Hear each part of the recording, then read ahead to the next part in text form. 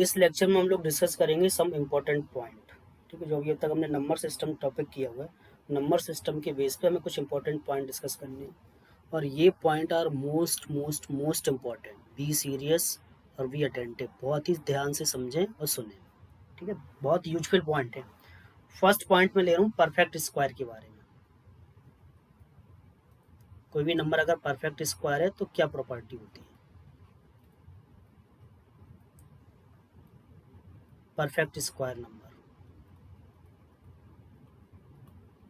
ठीक है, अब कुछ एग्जाम्पल लेते हैं। फॉर एग्जाम्पल जैसे परफेक्ट स्क्वायर कौन सा होगा? 4, 16, 25, 36, 49, 8 8 जा 64, कोई भी ले लो, ऐसे 121 ले लो, 625 ले लो, ऐसे ये सब क्या है? परफेक्ट स्क्वायर है 400। ठीक है, तो परफेक्ट स्क्वायर की प्रॉपर्टी क्या होती है कि जो भी परफेक्ट स्क्वायर नंबर है वो या तो 4 से डिवाइड हो जाएंगे। जैसे ये मतलब या तो 4 से डिवाइड होंगे, या फिर क्या होगा कि 4 से डिवाइड करने पे रिमाइंडर कितना दे रहे होंगे? 1। यही दो प्रॉपर्टी होती है, आइदर डिविजिबल बाई 4 और लीव रिमाइंडर 1। ठीक है, जैसे ये 4 है, 4 से डिवाइड हो रहा है, ये भी पर 25 है तो रिमाइंडर कितना दे रहा है? 1। 49 रिमाइंडर कितना दे रहा है? 1। 64 डिविजिबल है। 121 रिमाइंडर कितना दे रहा है? 1। 624 रिमाइंडर कितना दे रहा है? 1। 400 क्या डिविजिबल है? तो जितने भी परफेक्ट स्क्वायर हैं उनके लिए क्या इंपॉर्टेंट पॉइंट्स है कि all numbers, all perfect square number, all perfect square numbers. ठीक है, क्या होगा? Divisible by 4 are divisible by 4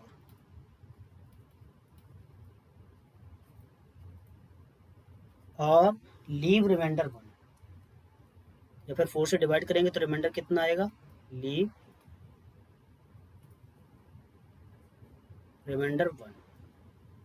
ठीक है, इसका मीनिंग क्या है कि वो किस टाइप के होंगे? दैट इज 4n और 4n प्लस 1 टाइप, इस टाइप के नंबर होंगे। 4n का मीनिंग क्या है कि नंबर 4 से डिवाइड हो रहे हैं, और 4n प्लस 1 किस टाइप के नंबर है कि 4 से डिवाइड करोगे तो रिमाइंडर कितना आएगा? 1। ये परफेक्ट स्क्वायर के बारे में होगा। सेकेंड पॉइंट में ले रहा हूँ रैशनल एंड इरेशनल नंबर के बारे में। रेशनल नंबर, रेशनल नंबर को किसी रिप्रेजेंट करते हैं? Capital Q. And irrational number, irrational number. ठीक है, इरेशनल नंबर को क्यू डैश बोल देते हैं या फिर टी से भी रिप्रेजेंट करते हैं। क्यू डैश का मतलब नॉट रैशनल। तो rational and irrational number always क्या होते हैं? ऑल्टरनेट, मतलब पहला नंबर रैशनल आएगा। अगर आप नंबर लाइन पे कोई भी नंबर रिप्रेजेंट करोगे तो अगर फर्स्ट नंबर आपका रेशनल है तो सेकंड क्या होगा उसका? अल्टरनेट इरेशनल होगा। ठीक है, और ऑल्टरनेट।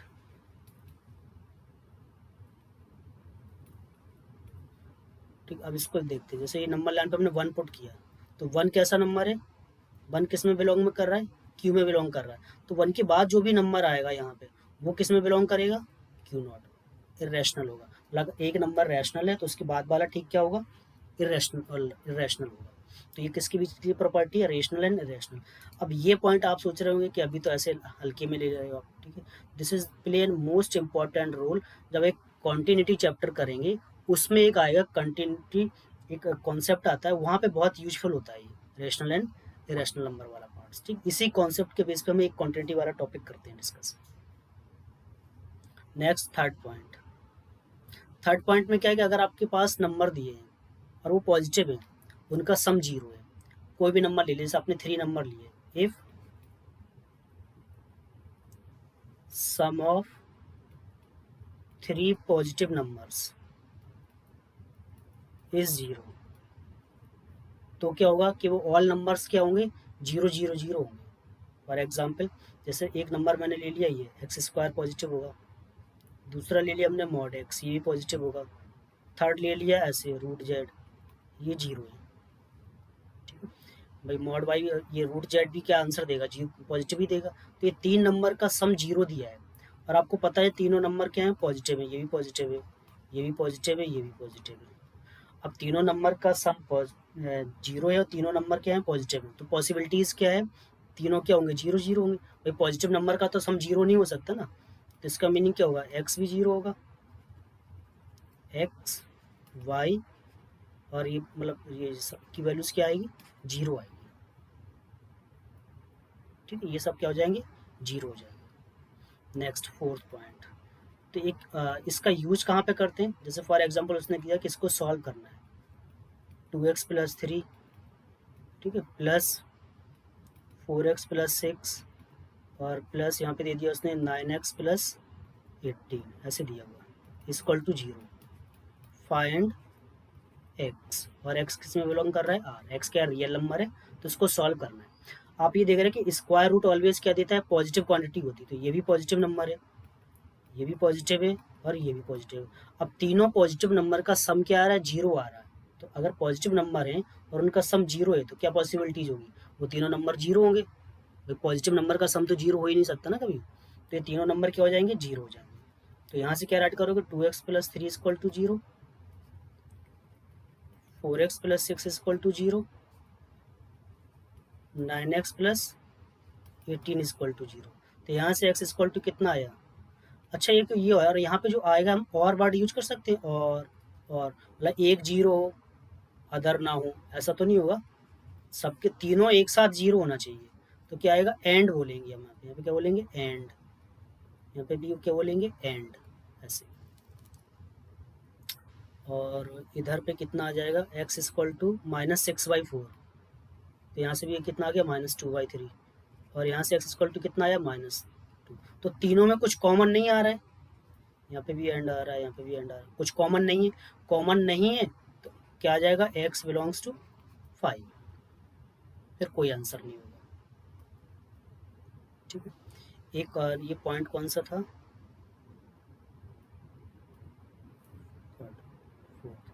फोर्थ में हम इंटरसेक्शन वाला पार्ट यूज कर लेते हैं कि इंटरसेक्शन क्या होता है।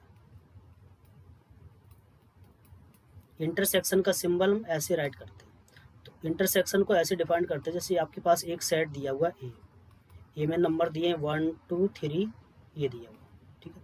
दूसरा सेट दिया है बी, बी में उसने दिया 2 5 7, ये। अब आपको क्या फाइंड करना है, ए इंटरसेक्शन बी। तो इंटरसेक्शन में क्या होता है, ऑलवेज कॉमन वाला पार्ट लेते हैं, ए एंड बी में कॉमन कितना है, 2, तो ये इंटरसेक्शन हो गया। डिटेल में हम जब चैप्टर सेट करेंगे तब पढ़ लेंगे, अभी जस्ट कुछ पॉइंट यूज होना है उसके पॉइंट ऑफ व्यू से देख लेते हैं। फिफ्थ, नेक्स्ट क्या आ जाएगा, यूनियन। यूनियन क्या क्या होता है, ऐसे सिंबल ऐसे राइट करते हैं यू। अब इसी में अगर हमें ए यूनियन बी राइट करना है, तो ए यूनियन बी का मीनिंग क्या होगा कि ए और बी, इसको क्या बोलते हैं, ए और बी। इंटरसेक्शन को क्या बोलते हैं, ए एंड बी, मतलब ए में एंड बी में, दोनों में होना चाहिए। तो ए और बी आइदर ए में हो या फिर बी में हो। तो यूनियन में क्या करते हैं कि जो भी सेट दिए उन सबके एलिमेंट आ जाएंगे, बस क्या होगा, किसी भी एलिमेंट को हम रिपीट नहीं करेंगे, मतलब हम ए यूनियन बी में ए के भी एलिमेंट लिस्ट करना है, बी के भी करना है, बट रिपीट नहीं करना है। तो इसमें क्या आ जाएगा, 1 2 3 5 7, ये हो गया आपका ए यूनियन बी। ठीक है, तो अभी तक कितना, पॉइंट नंबर 5 हुआ था। नेक्स्ट पॉइंट 6, पॉइंट 6 ऑलरेडी बता दिया कि कोई भी अगर 2 नंबर है तो उन नंबर्स के बीच में कितने नंबर्स होते हैं, इनफाइनाइट नंबर्स होते हैं। ठीक है, और किसी भी नंबर से जस्ट ग्रेटर और जस्ट स्मॉलर नंबर क्या नहीं करता, एग्जिस्ट नहीं करता। अब यहाँ पे अगर हमने कुछ पॉइंट नोट कर लेते हैं, जैसे मैंने ये सेट के बारे में देख लेते हैं, जैसे यहाँ पे राइट किया 2, 5, ये 2 पे तो क्लोज्ड है।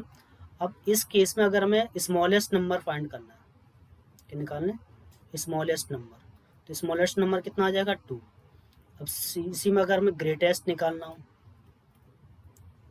ग्रेटेस्ट नंबर, तो ग्रेटेस्ट नंबर क्या है, 5 तो काउंट नहीं है, 5 से स्मॉलर लेना है। अब 5 से स्मॉलर कौन सा लेना, मतलब 5 से जस्ट पहले वाला लेना है, और किसी भी नंबर के जस्ट बिफोर जस्ट आफ्टर कोई नंबर एग्जिस्ट नहीं करता है। तो इस केस में जो स्मॉलेस्ट नंबर होगा वो तो कितना हो जाएगा, 2 हो जाएगा, बट ग्रेटेस्ट नंबर क्या हो जाएगा, नॉट डिफाइन, नॉट डिफाइन। तो ग्रेटेस्ट नंबर एग्जिस्ट नहीं करता है इस वाले केसेस में। अब अगर मैंने नेक्स्ट 7th पॉइंट, अगर मैंने ऐसे ले लिया 3 5, तो इसमें स्मॉलेस्ट एंड ग्रेटेस्ट दोनों ही एग्जिस्ट नहीं करेंगे, ना तो इसमें स्मॉलेस्ट मिलेगा और ना ही कौन सा मिलेगा, ग्रेटेस्ट मिलेगा। ठीक है, नेक्स्ट 8th 6 7th 8th। अब इन्फिनिटी के बारे में मैंने बताया कि इन्फिनिटी क्या होता है, is not a number. Infinity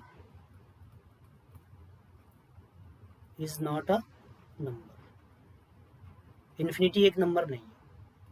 ठीक है, एक पॉइंट, इसमें कुछ और पार्ट्स आ जाएंगे, ए भी कर लेते हैं। ए दूसरा क्या है कि कुछ लोग इन्फिनिटी को क्या बोल देते हैं, नॉट डिफाइन बोल देते हैं। तो इन्फिनिटी क्या होता है, नॉट डिफाइन नहीं होता। नॉट डिफाइन एक अलग है, इन्फिनिटी अलग है। ठीक है, तो इन्फिनिटी कभी भी 1/0 के इक्वल नहीं होता। 1/0 को क्या बोलते हैं, नॉट डिफाइन, नॉट डिफाइन। तो इन्फिनिटी अलग है और 1/0 अलग है, दोनों सेम नहीं है। ठीक है, सेकेंड पॉइंट सी। अब कभी भी 1/∞ ये इक्वल टू 0 नहीं होता है। ठीक है, 1/∞ क्या होता है, टेंडिंग टू 0 होता है। मतलब 1/∞ की वैल्यू 0 की तरफ टेंड करेगी, मतलब 0 की तरफ जाएगी, इधर लेफ्ट से या राइट से। मतलब ऐसे समझ लो कि 1/∞ एग्जैक्ट 0 नहीं होता, 0 के आसपास होता है।